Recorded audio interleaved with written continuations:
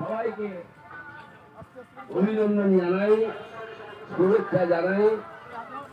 আপনারা যারা আস্তে আস্তে এই স্বাধীনতা দিবসে অংশগ্রহণ করেছেন তাদের সবাইকে অভিনন্দন জানাই।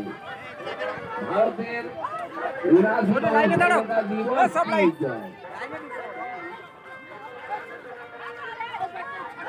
লাইনে ১৫ই আগস্ট ১৯৪৭ সালে লাইনটা হয়েছিল। ওটা লাইনটা আছে। এই দিনটিকে আমরা প্রতি বছর পালন করে থাকি। আজকে ভারতের ৭৯তম লাইনে স্বাধীনতা দিবস ১৫ই আগস্ট। ভারতের মানুষ আজকের দিনে ইংরেজদের হাত থেকে ভারতকে রক্ষা করতে স্বাধীন হয়েছিল।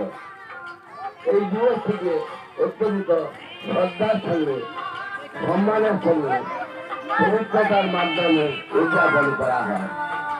আপামর জনসাধারণ, আবার বিদ্যাপতিতা, মহাপুর সবাই এই দিনটিকে শ্রদ্ধার সঙ্গে স্মরণ করেন।